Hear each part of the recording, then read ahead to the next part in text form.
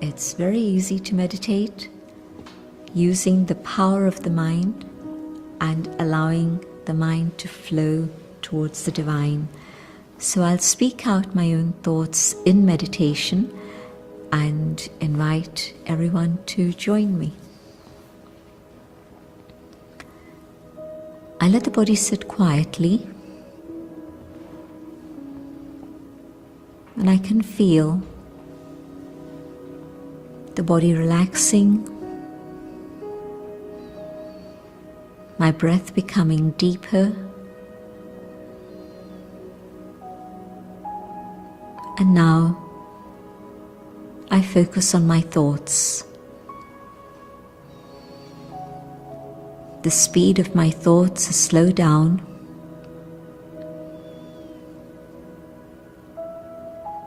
and I focus on the inner being that I am. I am a being of light, shining in the center of the forehead. This body is separate. I, the inner being, am separate. I existed before the body took shape, and I will continue to exist even after the body finishes.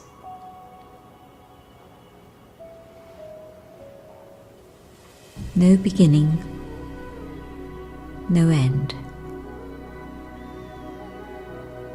I, the eternal spirit, and in this awareness of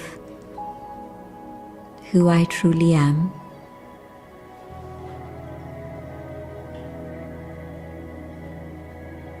my thoughts focus on the divine, a being of light,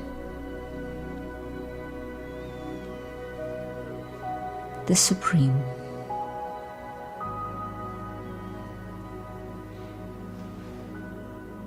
From the source of love, the waves of love reach out,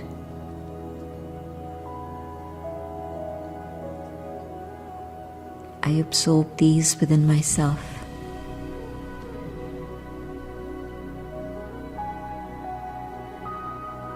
And the waves of love reach out further and further afield, and the power of love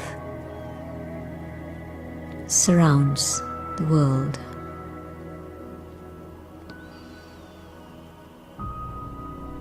And the power of God's love heals.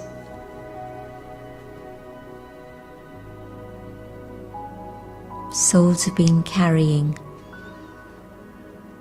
the burden of sorrow for a long time, and God's love removes the burden and heals the pain.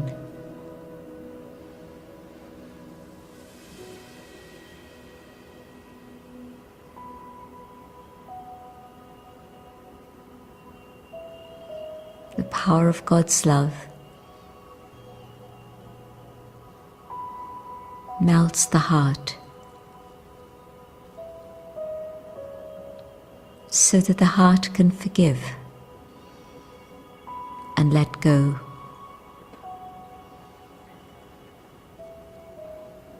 And the soul feels liberation.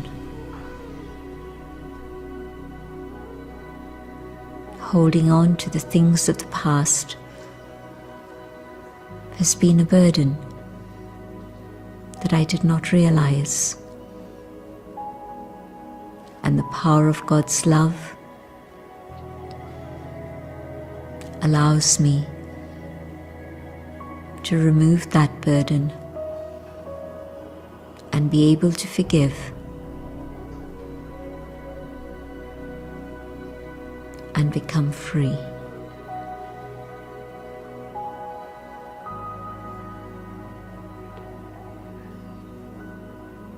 God's love touches souls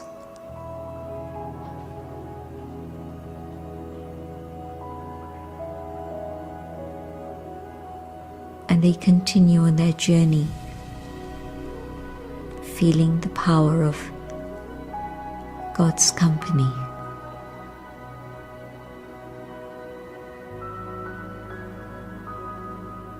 I hold peace and love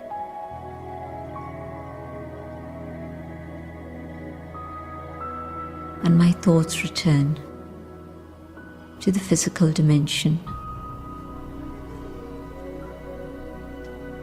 But I carry this experience with me, and this experience impacts my thinking, my speaking, and my doing.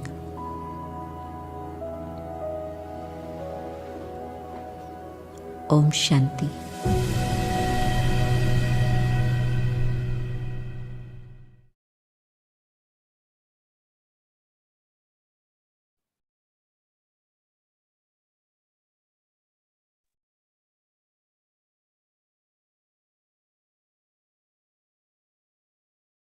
Hello and welcome to Saturday Conversation here at the Inner Space Cebu, Philippines.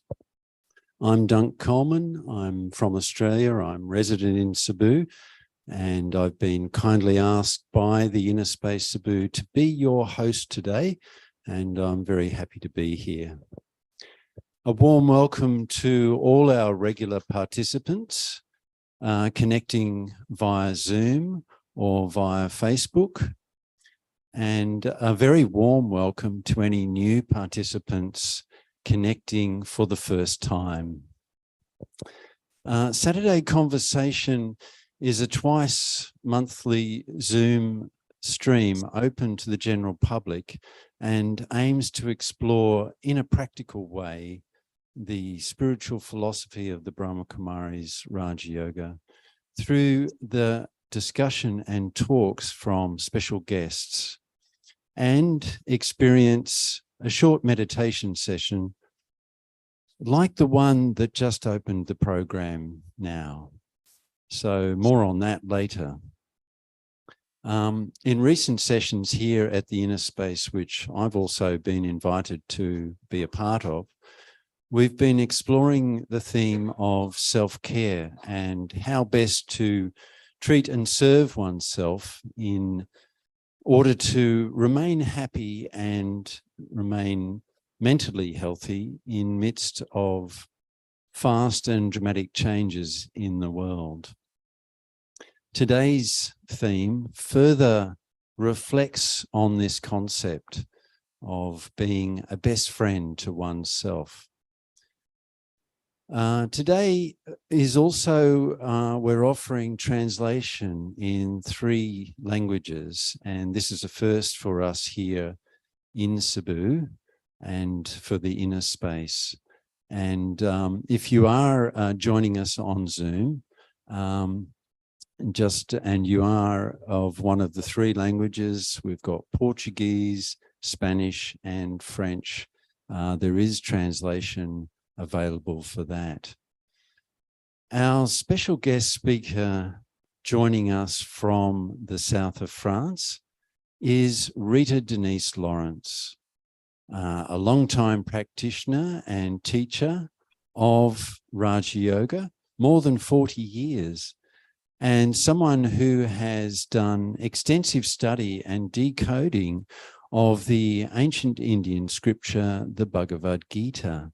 And today's title talk is in fact a quote from the Bhagavad Gita. You are your own best friend and your own worst enemy.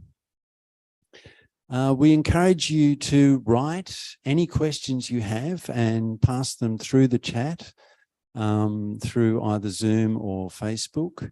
And we will read those out later during the Q&A session for Sister Denise to answer and discuss.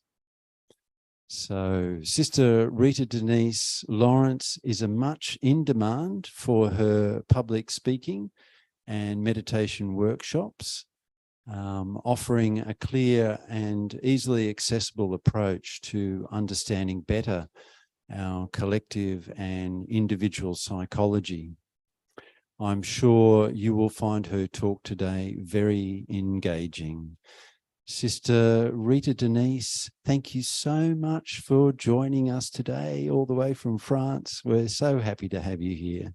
Over to you.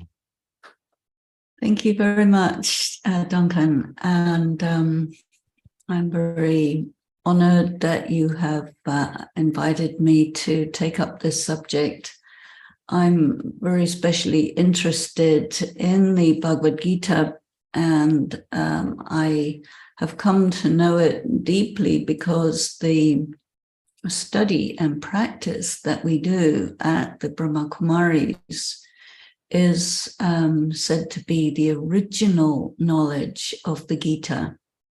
And in fact, it is the most ancient scripture of 5,000 years age. But over time, it was altered a great deal, especially around about 1,000 years ago from now. And so to have the access to the original knowledge is really very special because it makes everything fall into place beautifully. So today we're going to take up this phrase that you are your own best friend and your own worst enemy. Now, many people know this phrase because it's very famous, but very few people know that it comes from the Gita. But I'd also like to take it up in the context of the knowledge of the Gita, because when you look at it in context, it's quite different than when you look at it just by itself. Because the Gita is all about the eternal relationship between the soul and God, the Supreme Soul. And there are many things that happen in eternity. And so here we are in the context of time and space, even though as a soul we are eternal beings. And so we come into time and space. That means we come into action. And the Gita is also about the philosophy of karma.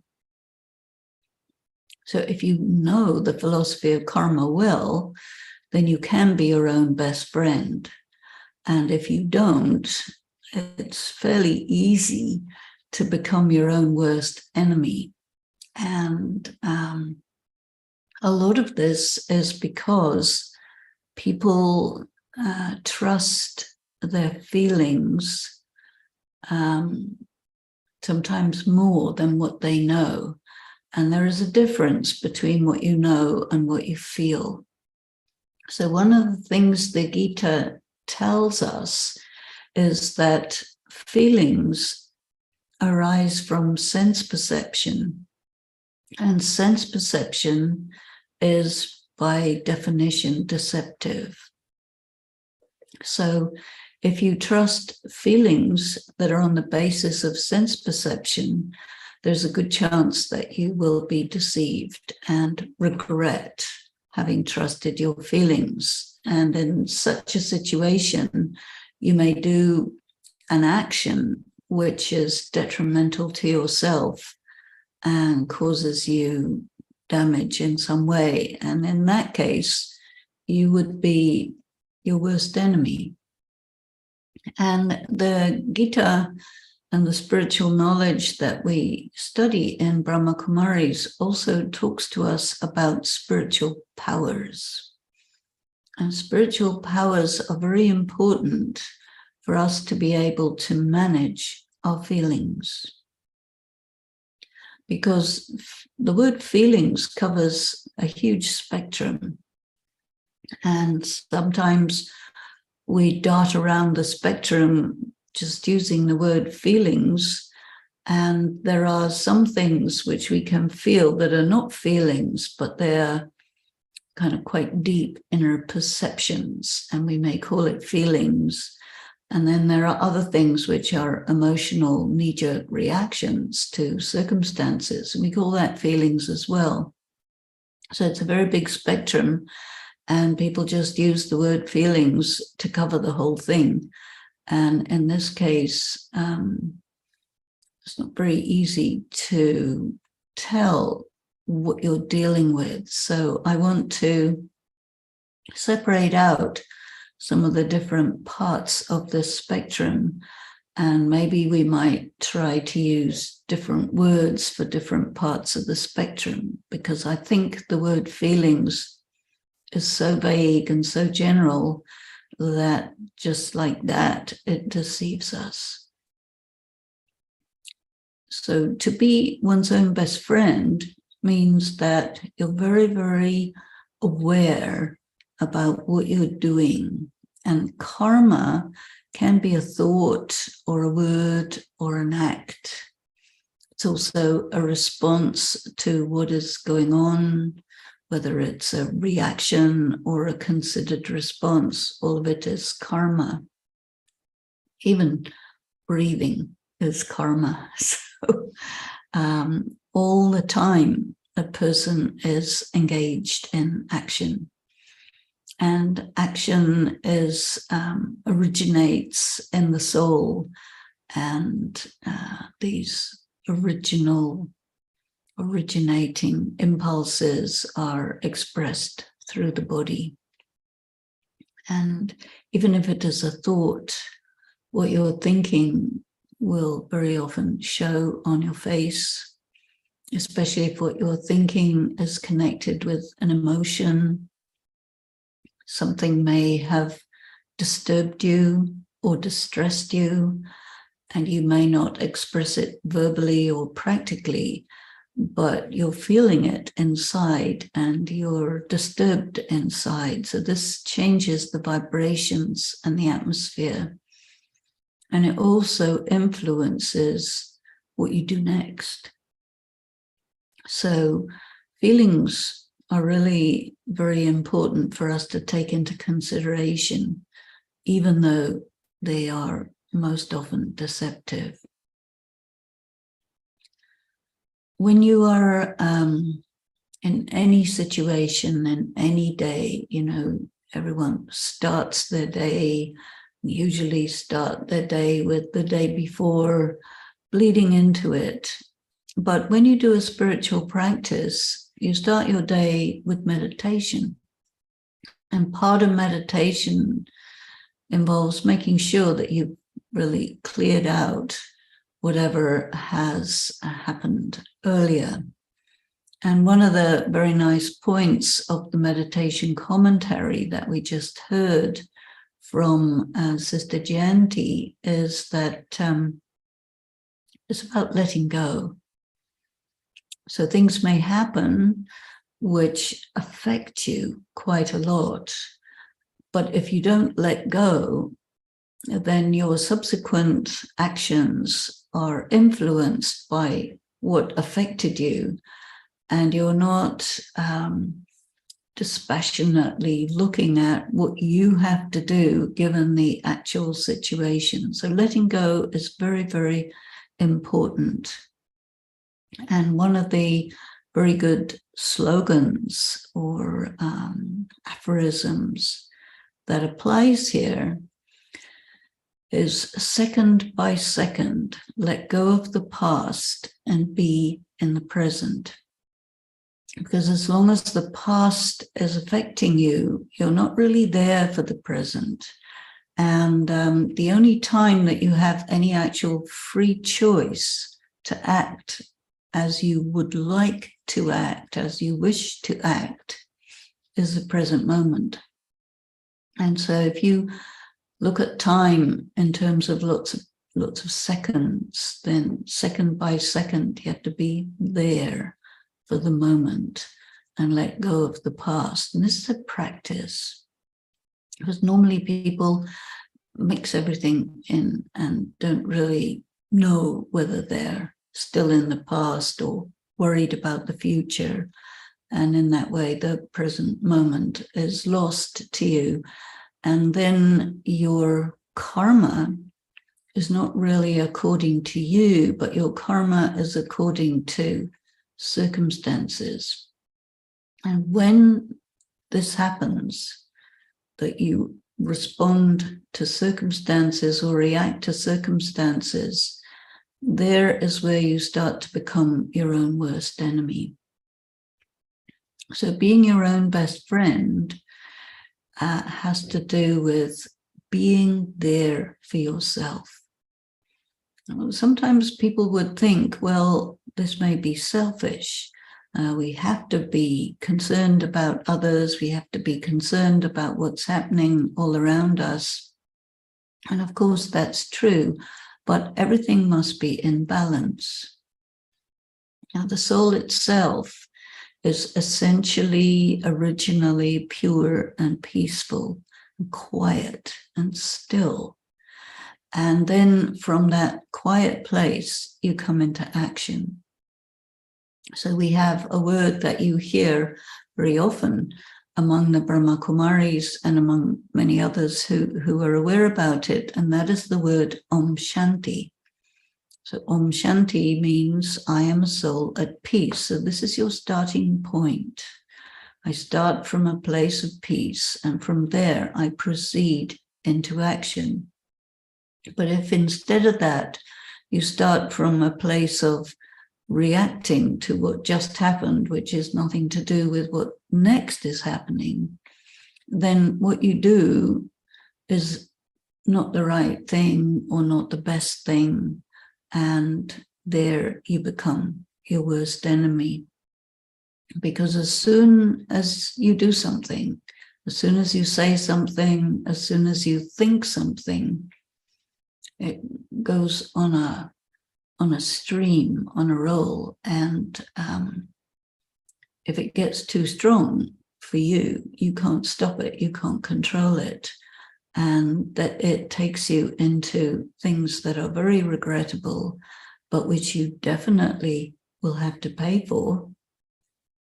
And then you have been your worst enemy. So being your own best friend has a lot to do with giving great importance to yourself, great importance to how you conduct yourself, how you operate in the world, and using the powers of spirituality, the knowledge of the laws of karma, you would start to create what we call fortune. So some people talk about luck, or good luck or bad luck. And in spiritual study and practice, we would say that there isn't anything like luck, but it's all to do with your karma. And everyone has good days and bad days, but you never necessarily wonder why one day is good, another day is bad, what's going on here. Some of it has to do with old karma that you did long, long ago and you forgot about, and then the consequences of it come up and you react to it if it's a strong negative circumstance. And it would again put you into doing something which would be bad for you, in which case you're your worst enemy. So when you say, okay, it's a bad day, so what does that mean? It means there's some sort of karmic consequence coming along. And sometimes it's not that. Sometimes it's just a test. And then you have to recognize it. So all the different parts of the study and practice of Raj Yoga will always work together. So something that has the potential to put you off track, to disturb you, to make everything start going wrong. If you're practiced in this, you would immediately pick up the signal and interpret this as this is a signal to say that, okay, I need to be specially attentive on focusing on myself, going into my peace, because the atmosphere is getting away from me and I have to re-establish it, reset it, so that I create the atmosphere and circumstances that are favorable for me to do my next karma. And you can do it in a matter of seconds, but it's just important to catch the signal and do it. And then you really are your own best friend. Being internalized is helpful for this. Of course, there is the inner world and there is the outer world. And most people, most of the time, live on the surface of their bodies, completely under the influence of what you see and hear, and feel and touch and whatever's going on around. And because you are on the surface of your body, caught in sense perception, then you are ruled by the external reality, which is very capable of deceiving you. And so it is considered really very essential to not be too far on the outside and to keep a balance so that you're never very far away from the inside, which enables you to notice if you're being pulled away from where you need to go, how you need to be, and always remain in your own power, in your own mastery, being the person who is running the show. Of course, there are many things that you can't do anything about. And in that case, you switch to the mode of a detached observer. And you say to yourself, well, it is what it is, but it doesn't have to rule you, you see, and you just stay in your inner position while that particular moment, that atmosphere and vibration passes, and you keep yourself in your own consciousness of your own reality, of your own identity. And these circumstances shift continuously, and you learn to shift with them so that when you can be free to come into action and do something that is beneficial for you, beneficial for everybody else, do it. Seize the time. There's also a very famous expression, carpe diem, seize the day, and do it when you can, and don't do when it's not the right moment. This is wisdom.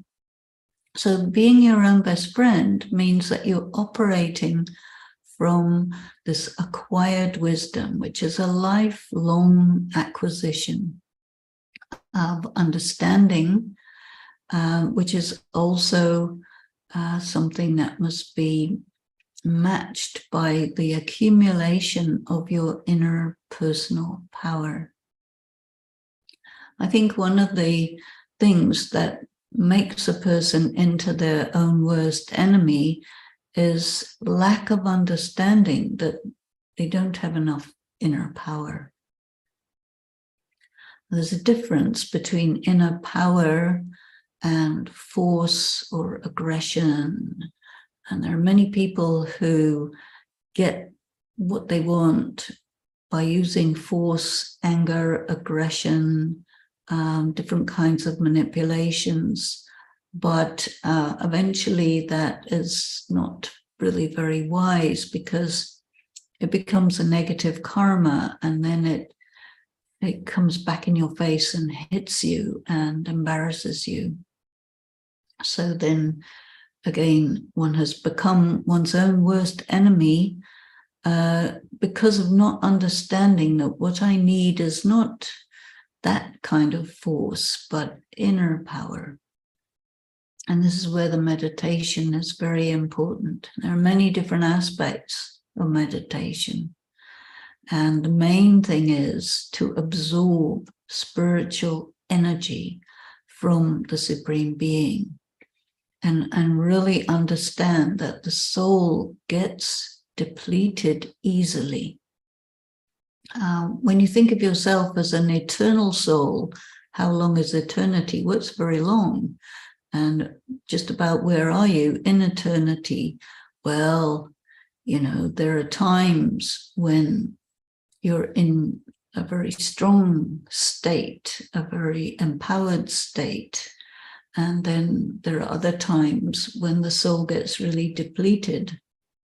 And I think at the moment, the whole world is in a very depleted state, and individually and collectively, which means the likelihood of doing something which is very counterproductive, very damaging to the self and others, it's very easy to do that. It's very easy to have a reaction. And then you set up a chain reaction of escalated, unwise actions. And it becomes very difficult to do anything about it because it takes over. So this is why picking up these early warning signals is very helpful. And you can do that best when you keep a balance of being internalized and externalized. So moment by moment, you're going in, you're coming out. When you find yourself doing things too quickly, usually they don't work so well. And you have this expression, more haste, less speed. And so people know these things, and that's why there are expressions that demonstrate that awareness. But yet, when you can't do what you know, that means you don't have enough power. And so the most important thing, which is really to be your own best friend, is to give attention to maintaining the balance of power. The balance of power is usually an expression for the political arena, but inside, with you and your own self, there's also a balance of power. Because there are moments when you are internalized, and these are the moments where you can take power. And moments when you are externalized, you're using your power. And the idea of spiritual practice is to acquire more than you use, which means there is a conservation and accumulation of internal energy or spiritual energy.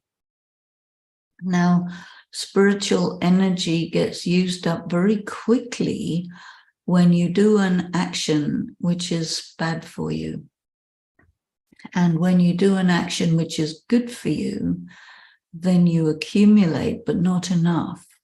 There has to be action that's good for you, and there also has to be quiet communion and communication with the source. Set your day and have an awareness about what has to be done when. When you live in the country, which I do, you're very aware of sunrise, sunset, stars in the sky, the clouds, the wind, the rain, the sun, and all around there is nature, which is very much responding to the weather. And there is a rhythm in nature which corresponds well to human inner clock, you can say. But most people, they live in the city where you don't know whether it's day or night. Very few people get to see the stars in the sky. If you want to know what's going on, you consult with your mobile phone and see the weather forecast. But you're out of touch with these natural rhythms, and so it gives even more importance to setting your own rhythm. And when you wake up early in the morning and you give time to sit quiet and draw strength from the source, then you're ready for the day. But if you don't do that, you start off depleted and you get very depleted. So a very good aspect of being one's own best friend is to create these rhythms for yourself, even if your professional life or your family life may mitigate against it. But if you want to, you can. And this willpower is also a byproduct of meditation. Because when you meditate, you get power. And one aspect of power is willpower. Another aspect of power is that you can manage your feelings. Another aspect of power is that you can understand what is not really visible. You can pick up. You have an enhanced intuition. You understand what you need. You understand what's going on that is hidden. And this is also part of personal power. And all of these attributes of personal power make it very natural for you to do the right thing at the right time for the right amount of time, and not when it's not the right thing. All of these are signs of being your own best friend. So in many ways, the saying from the Gita, you are your own best friend and you are your own worst enemy, it's a kind of a warning, an alert, which says that you can't really blame anyone or anything for what's happening to you, because it's all up to you. In fact, it's even quite useful to give yourself this perspective, this policy of telling yourself, no one is to blame for your circumstances, only your own self. Because knowing the laws of karma also means that whatever circumstance you are in is on one hand a byproduct of your own karma, good or bad, but also it is like a teaching. And you have to interpret what are the contents, visible and invisible, of the circumstances you are in moment by moment, so that you understand what it's asking you to do. And in many of these, there are lessons. Lesson means that there are some areas in life in which you are weak. Because another very important statement from the Gita is a definition of yoga. Very, very wonderful definition of yoga. And yoga is skill in action. So when you are your own best friend, you're attentive not to be your own worst enemy. You're attentive on taking spiritual power regularly and making sure that what you're doing is beneficial for you and for everyone else. You become very skilled in action. Action means your interaction with circumstances, with people, with yourself, with your inner life, and dealing with all sorts of obstacles that definitely come. And these obstacles are there to make you strong and to make you experienced, by which you become more and more skilled. So everything, whether it seems good or bad, is useful. And that depends on if you understand how to make it useful. And for that, there is another wonderful power that we learn about, which is called the power of transformation. So no matter what's going on, you can use it to your advantage. It's a kind of recycling.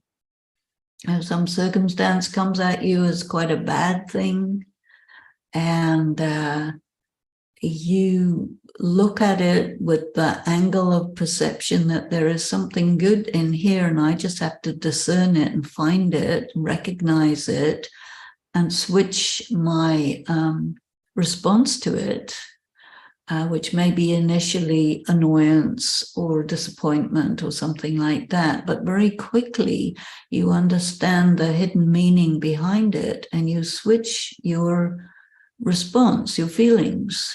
So your feelings are very much secondary to your understanding. And I think this is also a sign of someone who is their own best friend, if they give greater importance to understanding, to looking at the whole, to interpreting what's going on. Something may feel really good, but it may not be very good. Something may feel really awful, but it may actually be really good. And so one has to be careful not to be deceived by feelings. I was talking earlier about the spectrum of feelings.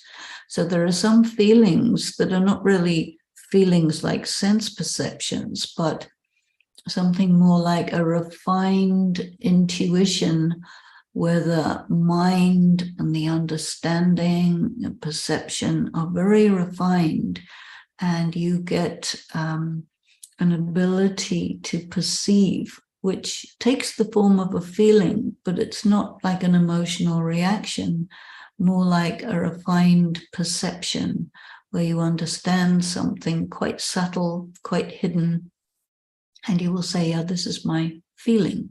It's like an insight. And it's very, very different from a feeling which you later regret, you see. And this is why I think when we're, looking at what's going on with ourselves, to really understand the breadth of that spectrum covered by the words feeling. And perhaps you must give some other words, and you can say something is a negative emotion, something is a refined perception, something is a sense. There are many words that we actually have, but because people are, I think, a bit loose with language, the possibility of getting a word absolutely right for what is going on with you, I think is very helpful. You're talking to yourself, you're talking to other people, and if we use words very accurately, then we can communicate better, whether it's to ourselves or to others. Because when you're communicating to yourself accurately, then it's likely that you will make a decision to do something which is very beneficial for yourself and for other people. So look at your day, but also look at the course of your life. And you will see that there are certain aspects of you that do things very positively, and other aspects of you that take you off into negativity.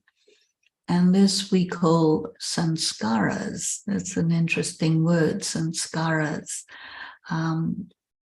I use the word from India, the Hindi word sanskaras, because it doesn't translate into English so easily. Sanskaras is connected with your culture, your upbringing, your personality, your whether you're artistic, whether you're scientific, whether you're practical, what kind of person you are, all of this comes under sanskaras. And so generally speaking, in the practice of meditation and spiritual study, you look at yourself and you look at yourself as a collection, a constellation of different sanskaras. And these are also kind of urges to act in a certain way. And there again, when you're looking at your sanskaras, which reveal themselves to you as even personality traits through your whole life, you can tell what attributes of yourself tend to take you to circumstances which are very detrimental. And so then you have to use your spiritual power to modify those sanskaras. And there are other sanskaras which prompt you very naturally, very intuitively to do the right thing at the right time. These are good ones. These are the ones that you want to conserve and cultivate and develop. But the inner characteristics that take you to regrettable conclusions really need to be attended to. And you will find, if you look at it closely, that they tend to go against the voice of conscience. If you go against the voice of conscience too much, which is not very much, but it will stop talking to you. So I think to create a natural, intuitive way of doing the right thing, no matter what the circumstances are, there you need to be just in your power.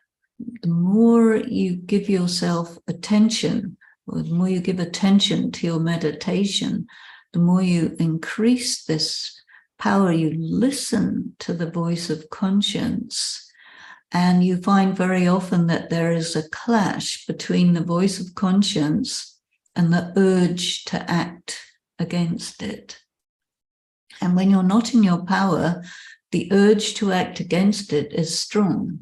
When you're in your power, the urge to act against your conscience is weaker than the voice of conscience. And so this is the shifting that we're doing in the spiritual practice, is to increase and intensify your inner power. So the voice of conscience is really your guide. You're not really guided by external things. Your inner voice of conscience is very adequate, moment by moment. And when you have a very good relationship with your conscience, then you are really your own best friend. Because your conscience is an internal part of your being. The mind, the conscience, the sanskaras, the sense of self, the feeling of your self-worth, your honor, your identity, all these, when they're aligned and they work together very well, they're really your best friend. When you're not in your power, not attentive on what's really good for you in the short term, mid-term, long term, then easily you become your own worst enemy. So I've given you quite a few pointers about this, and so I think I'll stop here. Maybe you have some questions. All of these things do require a lot of thought and introspection, inner discussion with yourself to get really clear, to really be your own best friend. So thank you very much. And Yes, that's really excellent. Thank you. Yes, talking about feelings, and what came to mind actually when you mentioned that was the to use the term self-deception. There's that believing oneself to be of a particular kind of person or type of person, and having that dominate your thinking and your motivations. If I often say to myself, if I knew back when I was young what I know now, so the length of years giving rise to wisdom, but paying attention to what's going on in the inner world, and not being afraid to observe and listen, because you also mentioned that feelings, that you have to get to a point quite often of being detached from the feelings in order to weigh up what is really beneficial. Now, I have one question here to begin with, which I think you've pretty much answered, really, especially in terms of conscience, but it is, there is no one more reliable than your own self when you're in your power. And the question is, please expand on this statement a bit more. But there are different signals, I think, that tell you when you're in your power, that you don't get drawn away from yourself. Being in your power, you have to really be with yourself. And you get into interactions with people where they spin you a line, or they take you for a ride, or they manipulate you in one way or the other. And if you have to be able to pick it up right away, and then you're the one who determines the course of what happens. But people do deceive each other intentionally. And so if you are a bit naive, then you're not going to be in your power. One of the things that a lot of people are working on at the moment, using different sorts of therapies and so on, is trauma. Because a person who has passed through trauma, especially childhood trauma, has wounds in terms of their being in their power. And so healing from that is a process of coming into your power. And it's pretty much, I haven't met anybody who hasn't got a number of wounds. And when you do a spiritual practice, you encounter these wounds as circumstances where you just are not able to perform optimally. And there is where you are, what do they say, frozen, or flight or fight, or any of these things that happen, where you come under the influence of any situation which corresponds to any number of your traumas. And then it prevents you from being yourself. It takes you away from yourself. And the world of psychology looks at this a great deal. And there is quite a lot of interface and closeness between what happens in psychological work and what happens in spiritual work. And I think also that if you're going to do a spiritual practice, you need to sort out your psychological issues, which will come up. And you have to also distinguish between what's a psychological issue and what's a spiritual practice, because they're not the same thing, but they do work together. So coming into your power means also you're sorting out your psychological issues, which also correspond in many ways to your karmic accounts.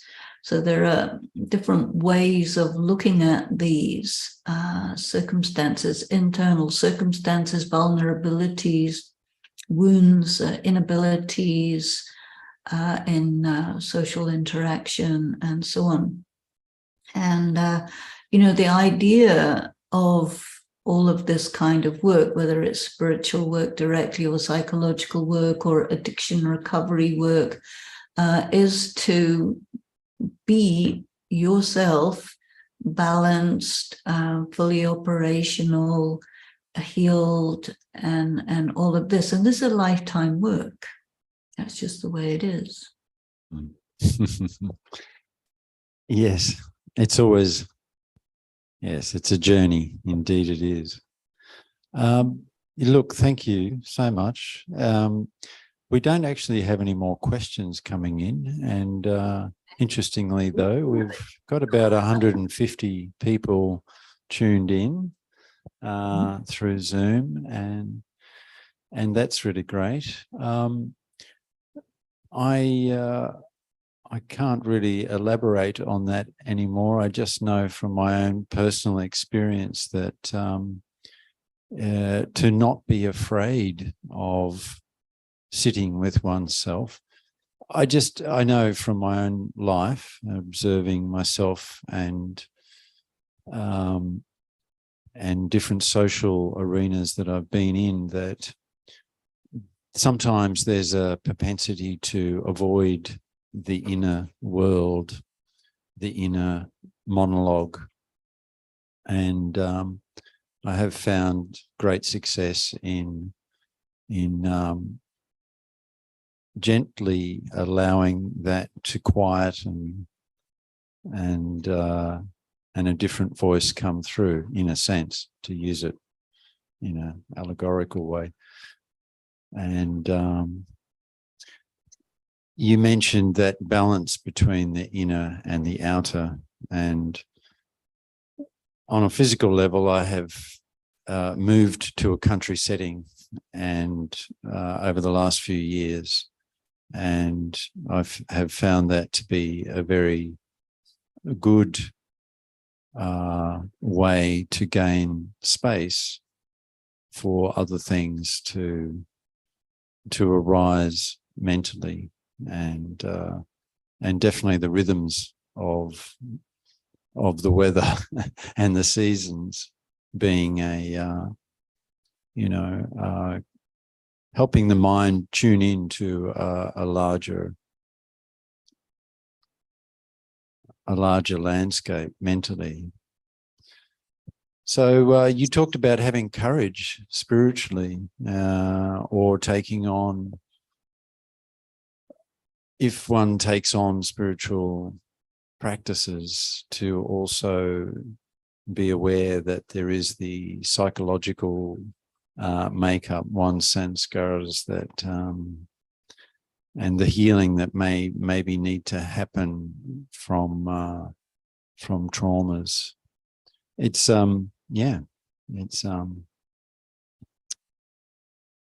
it's inevitable. Right.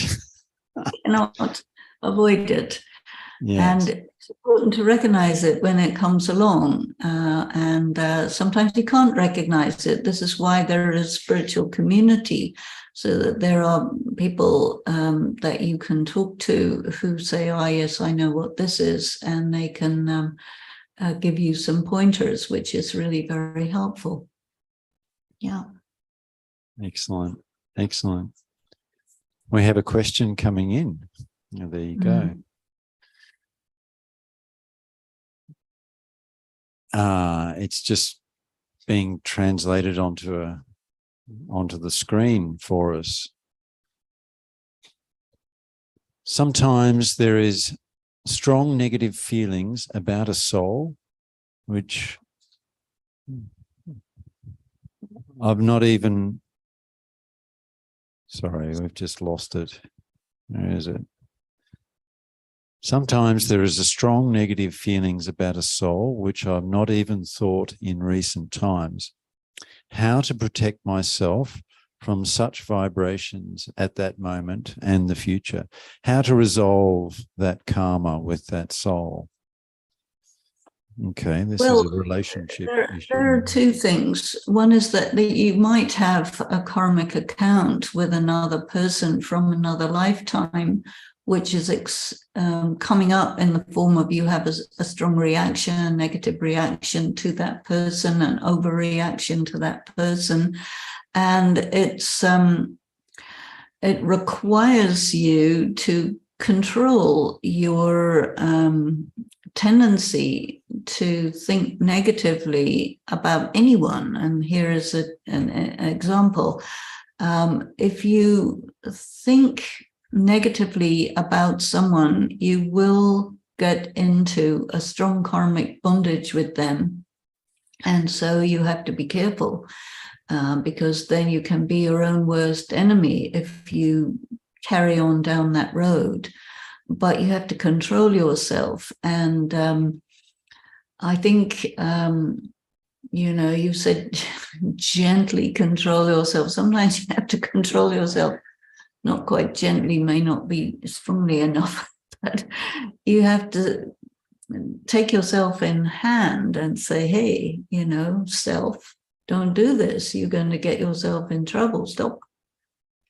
And understand that every person is the way they are because they're destined to be that way. And there's nothing you can do about it. So you have to accommodate that being, because there are lots of different beings in this world and they're all different. And if you don't like someone, you have to deal with that. It's not necessarily that there's something wrong with them. In your opinion, there may be, but that's just your opinion. And the reality is that if you operate on the basis of an opinion like that, you're going to be your own worst enemy, because you got yourself into a very limited matter of preference. So you need to upgrade your spiritual practice and have more power to accommodate people who are very different, and people who rub you up the wrong way, people who you don't approve of, this or that. There are all sorts of feelings that you can have about different people, but your most important concern has to be, how am I conducting myself, and what are the consequences going to be for me? Because there's nothing you can do about how another person is. It's not your business in many ways, but you're confronted with another person, which opens up a personal weakness, and you need to notice that and see what your personal weakness is and deal with it. And that is a good way to approach it, I think. The necessity there to not take things on in a big way is great. We have another question here. How can we refine our awareness of our true conscience and an acquired conscience based on, let's say, what our religion or society, tradition, custom have conditioned us to believe as right or wrong? Right, well, those two are nothing to do with conscience. Your conditioning from your religion or your society or whatever is external, and your conscience is internal. These are two completely different originating voices. Your conscience is your pure self. And when you go against your conscience a lot, which is what a lot of people do, go against their conscience, they will follow external voices and go against their conscience, and then the conscience will shut down. And then you're at the mercy of external voices, which are very often telling you things that they say is good for you, but actually is good for them. Your conscience will always tell you what's good for you. So the way to awaken it is keep listening and act on it. Well, And it costs you a lot to do that, because when you do the right thing, it can irritate a lot of other people, because it makes them look bad. They don't like that. Well, just on the subject of conscience, we have a pretty direct question here about what is the role of guilt, and is it reliable as a gauge on what is not right? Well, guilt should not last more than a quarter of a second. It's just a signal that, hey, don't do that. But people who indulge in lots of guilt, that's because they're listening to external voices which tell them that they should feel guilty, or they're not feeling guilty enough, or they should be punished, and. So all of that is worldly. It's not really spiritual. So if you spend a lot of time feeling guilty, I would say don't stop that. That's not a good idea.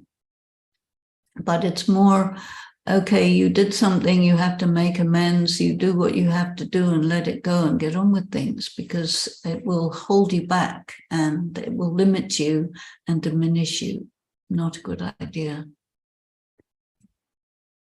Well, here's another one. This one's a very short one, but quite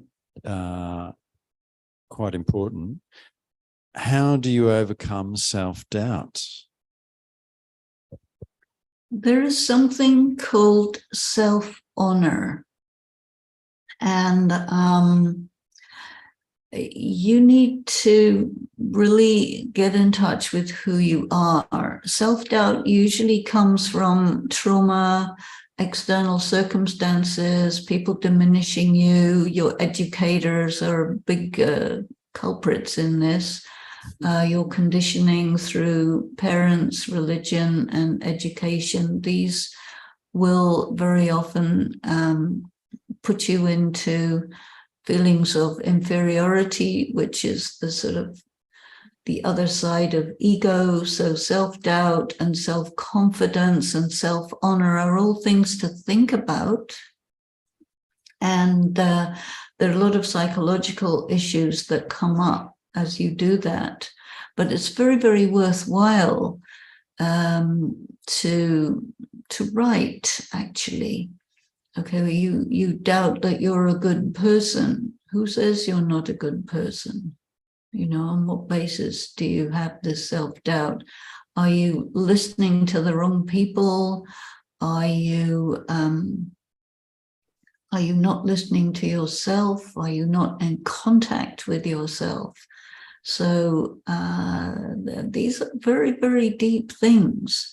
And I think this is why the study, the spiritual community, the practice, all of this can help you across those things. And it's quite good to see what the origins of them are. And then you can be free. It comes to mind the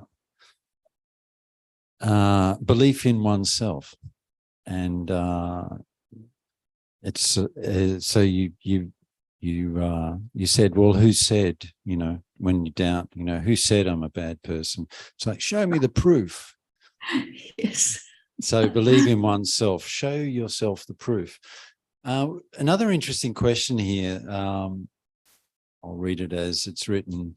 how to leapfrog the ego in that being your best friend, because most of the time we create a better ego, but we are not working on the level of soul awakening. Well, that's an interesting set of turn of phrases, but Yeah. basically the ego is feeling or not really being in contact with yourself. You think you're better than or worse than, and you flip-flop between the two, and you never really make contact with yourself. And so this is why it's called false ego. You take it to be real. So self-doubt is part of that, or thinking you're the greatest thing since sliced bread is part of that. Ego is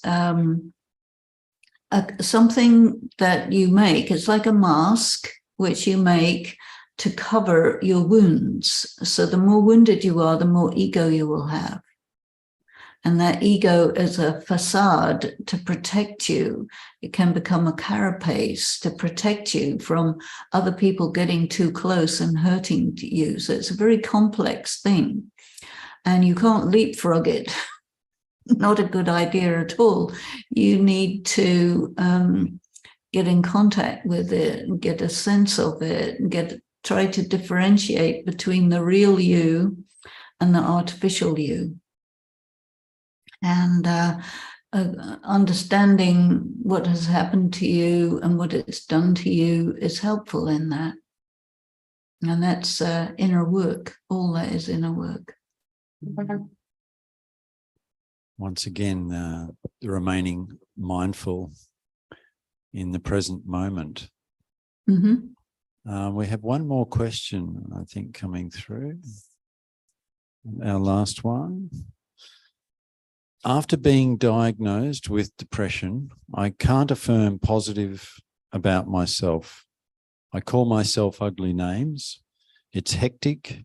Help me to relink with the old self. Well, I think you might want to get a second opinion.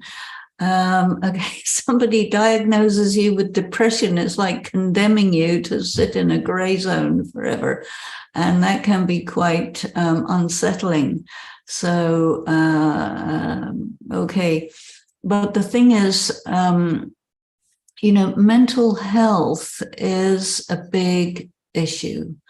And the words that are used and the healthcare industry uses changes the vocabulary for the same thing every 30 years or so. There's depression, there's schizophrenia. It used to be that, and then it becomes bipolar, and then it becomes something else and something else, and all of it is to do with negative thinking. And it is possible to control your negative thinking if you have enough inner power. But if you don't, it's very difficult.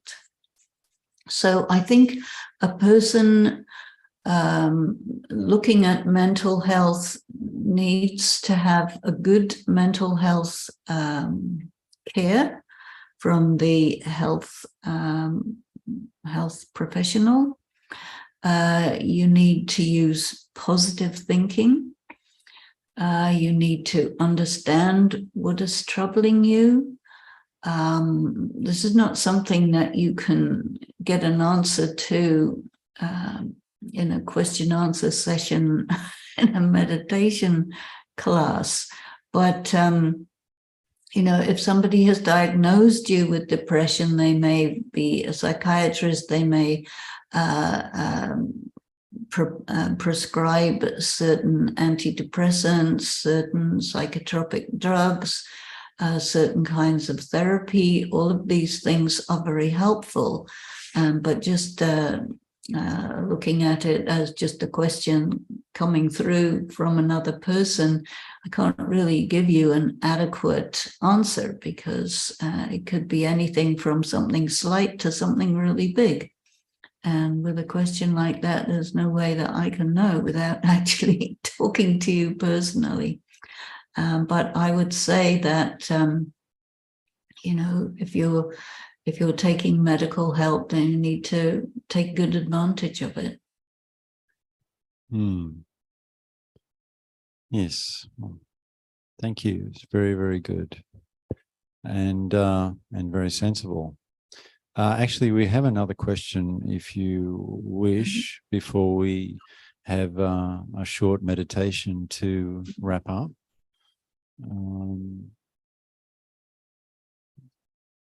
How does God shape our consciousness?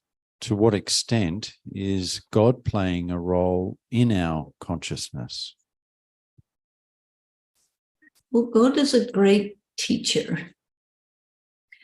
And God will tell you, look, you are a pure, peaceful, powerful, loveful, blissful being of light. And you have been through a long time and got depleted, and now you need to strengthen yourself. And God will tell you all sorts of very interesting things about the nature of consciousness. And then, depending on you think about it, you work with it, you experiment with it, and you develop yourself as a good student. But God is not going to do anything,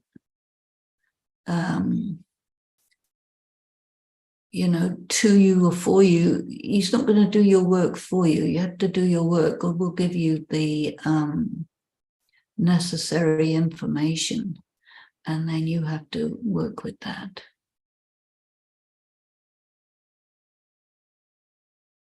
God did not create you.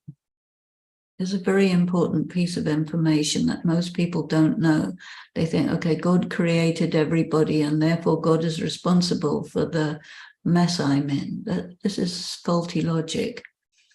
Every soul is eternal, and every soul is individual, and every soul has the pure side and their impure side, the bright and the dark, and you have to come to terms with it. Every soul, no exceptions. But God will give you the necessary information that you need, the education that you need to come to terms with all the different parts of yourself and arrive at an integrated whole and realize yourself. And that is the wonder of God. Isn't that very much what the Bhagavad Gita is? It's Absolutely.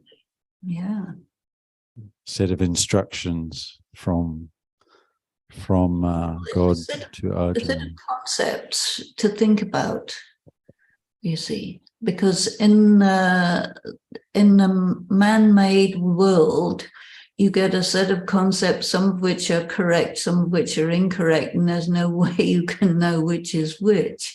But God will let you have enough clarity that you can tell the difference between what's real and what's not real. But it's up to you to work with it, you see. God will not do your work for you. And on that note, would you like to lead us into a meditation to finish off our session? And stick around at the end for some acknowledgements and thank yous. Yes. So take a moment to turn within.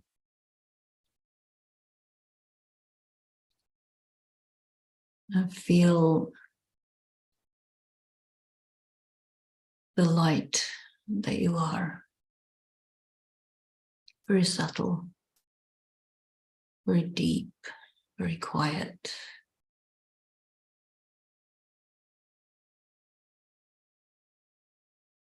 You are this extraordinary light with lots of good, lots of bad, lots of in between. It's all there. But the essence of you is pure, peaceful, quiet, loving. You are very loving.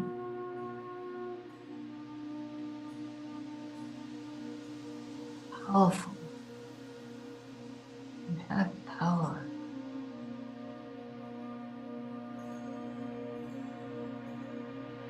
Your power. Power to manage your feelings.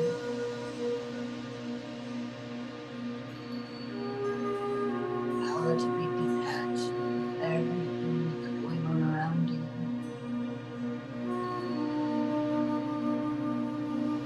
Power to regulate yourself. You are important. There's a lot of meaning to your existence.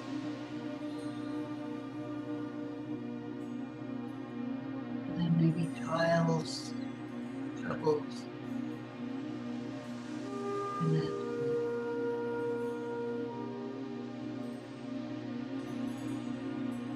Position yourself in this power.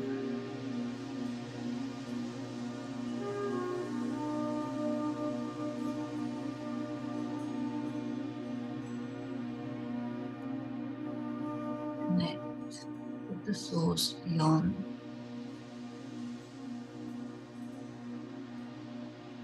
Understand your value.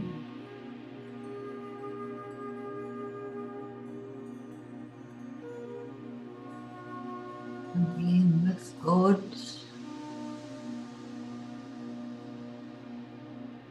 all the qualities of God reflected in.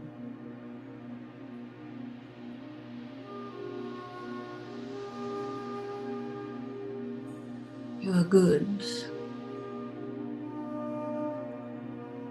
Good people sometimes do bad things. Moment of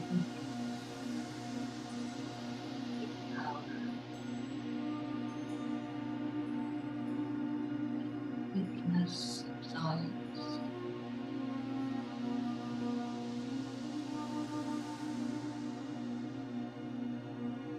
Be still. Let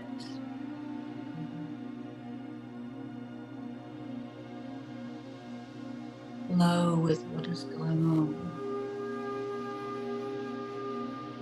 Stay with who you are.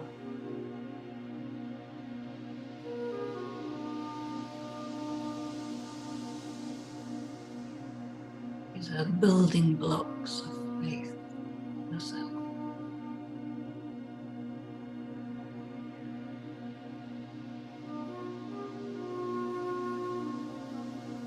Take time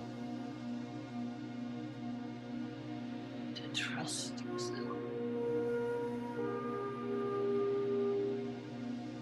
and trust God.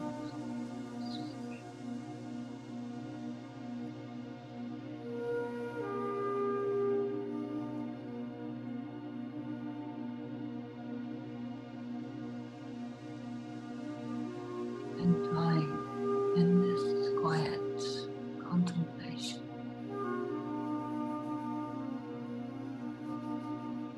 Take power from the source.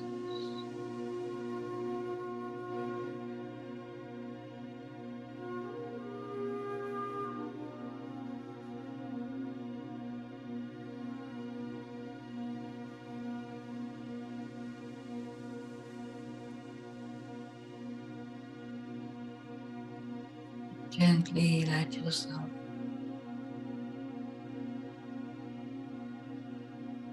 come back to the everyday world.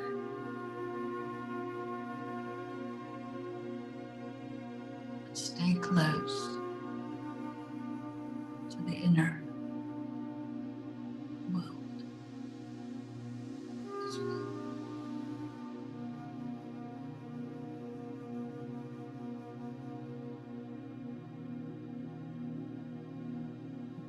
Gently.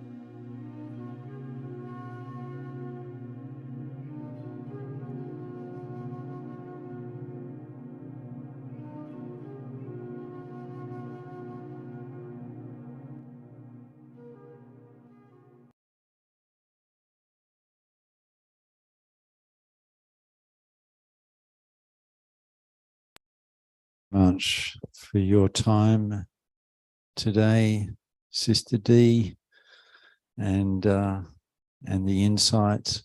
We have some acknowledgements now from Inner Space Cebu, and Sister Ellen here will take over from that. Here, I'll just...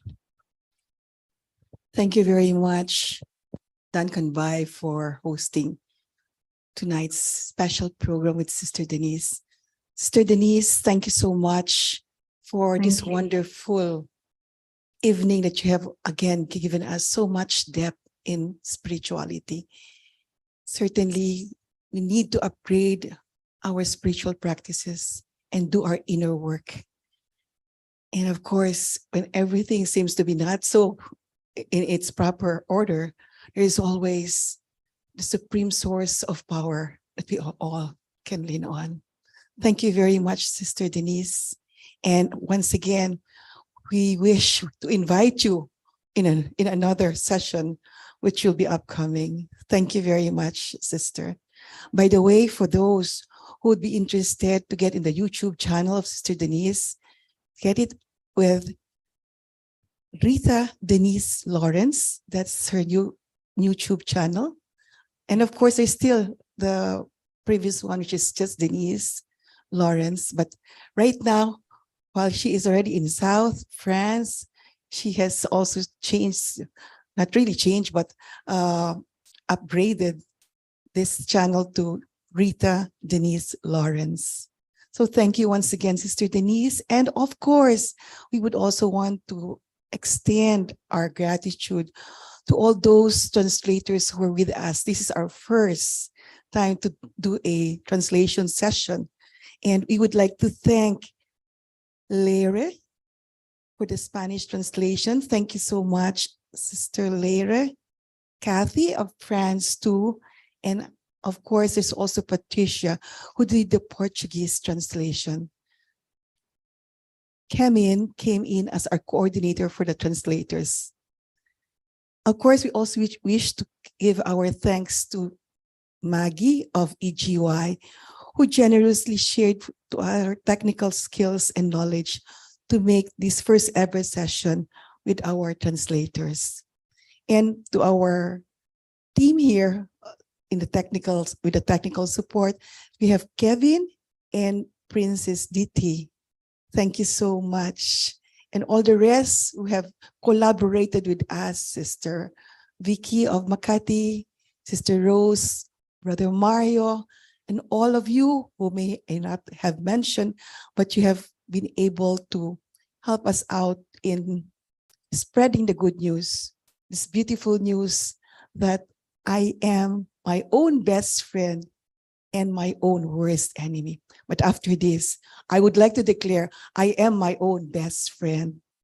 Yes. So thank you very much. And December is coming. We have a lot of other surprises for you, which we would have to announce in another venue. Thank you very much. And good evening to everyone. All of you who have joined us, daghang salamat from the bottom of our heart, and let's all become friends to ourselves. Good evening.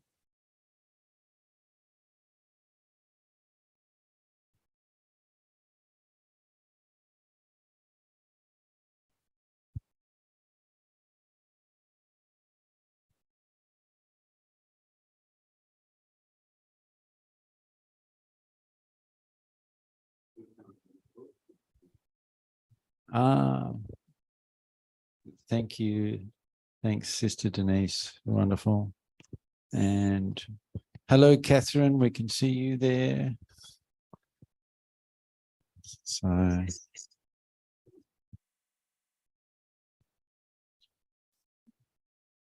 thank you, everyone.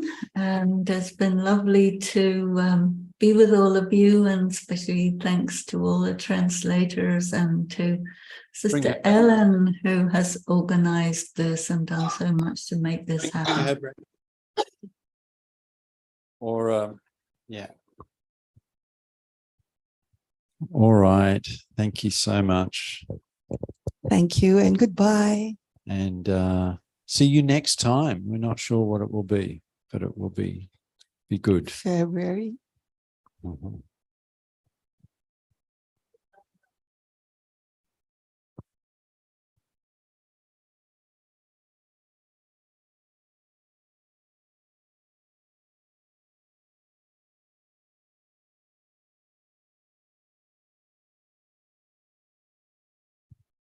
Goodbye, everyone. Thanks for joining. We had a big turnout today, and we really look forward to our next session with Sister Denise. Enjoy the south of France. I'm sure it's beautiful. Thank you where so are. much. Yeah, it's a bit cold right now, but normally it's hot.